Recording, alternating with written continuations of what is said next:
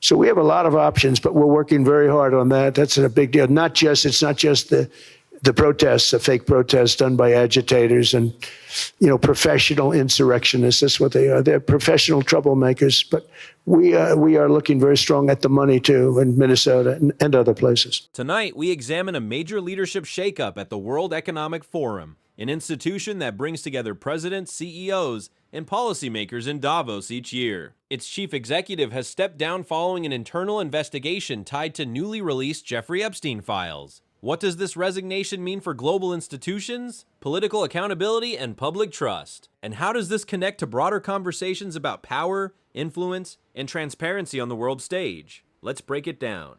The chief executive officer of the World Economic Forum, Borja Brenda, stepped down from his post after 8 years on February 26th.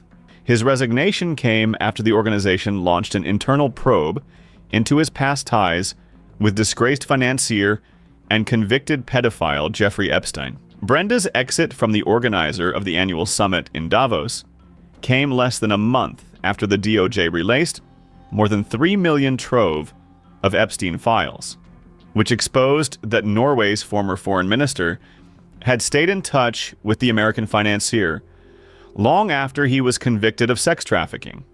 According to the documents released by the DOJ, the WEF head was seen planning against the United Nations and even agreed with Epstein that Davos can replace the UN. The WEF chief announced his exit after careful consideration and wrote, "Now is the right moment for the forum to continue its important work without distractions," in his statement.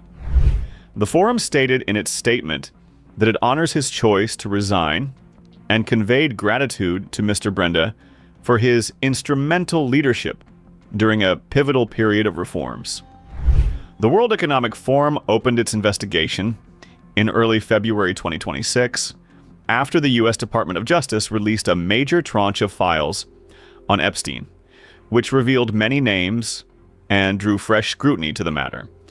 However, the forum has not provided any information about the nature of Brenda's ties with Epstein, and it is also not confirmed whether the probe will continue even after his resignation. The WEF announced that Alois Svingy will take on the role of interim president and chief executive as the board oversees the leadership transition. At this point, it's important to separate confirmed facts from implication. The Department of Justice's document release renewed scrutiny around individuals whose names appeared in Epstein-related records. However, being mentioned in documents does not automatically imply wrongdoing.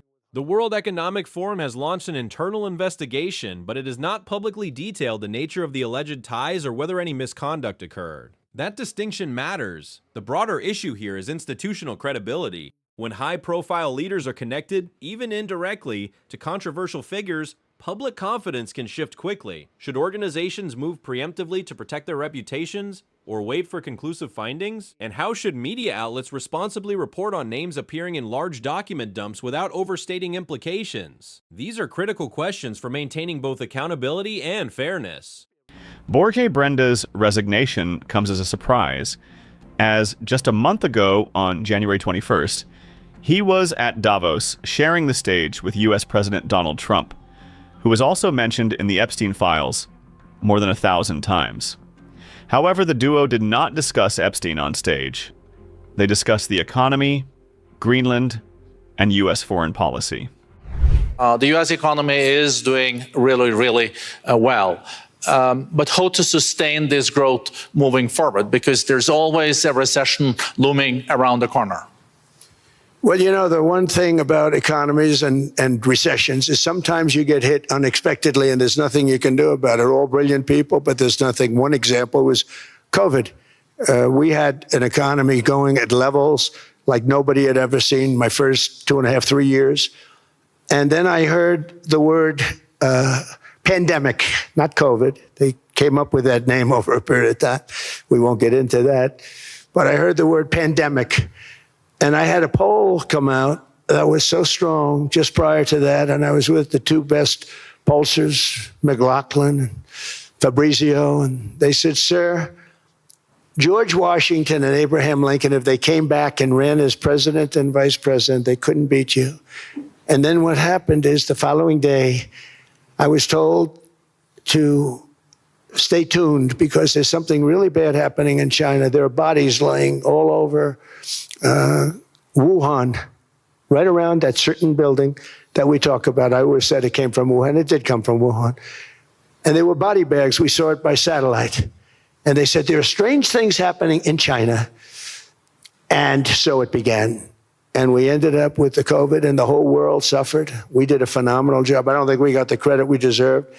We did something that Operation Warp Speed, which some people say was one of the greatest military feats ever. We did a great job. Used our military, used a lot of people. But sometimes you get hit with things, nothing you can do. You get hit with things like that unexpectedly.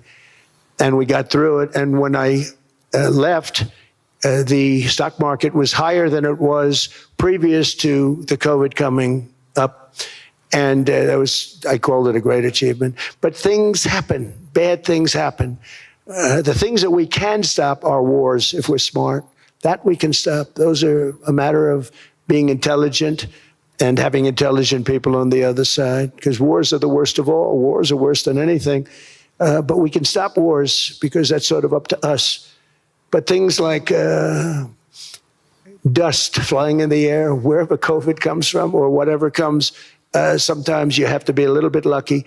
But we are poised to have an economy like no other, not only in this country, but anywhere. And you know, when you hear the kind of numbers that I can tell you that Scott Bessent was with me the other day, and he's looking at numbers. He said, I can't.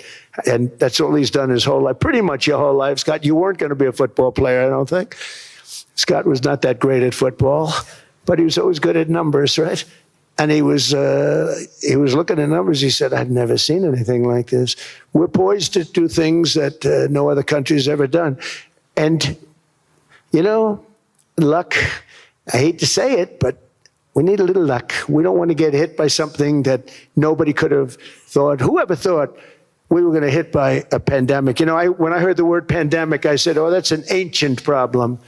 World War I, they lost 100 million people. It actually ended World War I. A lot of people don't know. The Spanish flu in World War I ended the war because all the soldiers were sick. The soldiers were so sick on both sides, and that war was raging, and they were all dying from the Spanish flu. They were sick as dogs. They couldn't fight.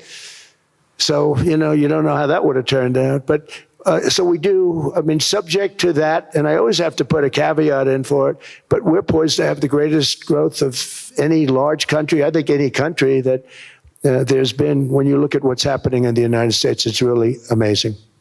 Thank you. One thing that maybe keeps you up at night, I know you don't sleep that much anyway, Mr. President, is the debt. The U.S. debt is high, is now the biggest expenditure on your budget. How to get out of that impasse? Well, the big thing is growth. I mean, growth is the way. If we grow like this, we go from having a $37 trillion.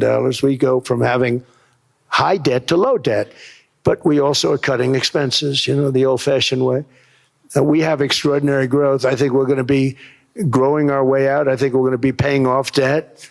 We're taking in tremendous money from tariffs fairly. And again, I'm using them judiciously. You know, Switzerland's a case study. I could have gotten much more. I could have asked for much more. But we're using them judiciously. But I think growth, most importantly, and then cutting costs. Now, if you take a look at Minnesota, $19 billion in fraud and other things. People going to airports, they came into the country, they don't have 10 cents, and they're leaving with hundreds of thousands of cash in their bags. When we get to that, and our DOJ, Pam, and Todd, and all the people that work over there, and all of the people that work in here, I can tell you, Scott Bessent is working on that. It's a priority, right? You have your whole team. We're in there looking for where this money is coming from, how much it is. It could be more than $19 billion. Can you believe that? That's just one state. If we were able to cut out 50% of the fraud, 50%, and we should be able to do better than that, we would have a balanced budget without having to talk about even growth. So we have a lot of options, but we're working very hard on that. That's a big deal. It's not just the protests, the fake protests done by agitators and, professional insurrectionists. That's what they are. They're professional troublemakers. But we are looking very strong at the money, too, in Minnesota and other places. What we've seen here is a convergence of global leadership, political messaging, and unresolved questions stemming from a high-profile criminal case. The resignation of a major international executive underscores how reputational risk can reshape institutions almost overnight. Meanwhile, the economic discussion on stage in Davos highlights how political leaders frame growth, debt, and global instability for domestic and international audiences. In moments like this, context is everything. Transparency, due process, and responsible reporting are essential to avoid conflating association with proven wrongdoing, while still demanding accountability where it's warranted. What's your take? Should institutions act swiftly in situations like this, or wait for investigations to conclude? Share your thoughts in the comments below. If you value balanced, fact-based breakdowns of global political developments, make sure to like this video, subscribe to the channel, and turn on notifications so you don't miss our next analysis.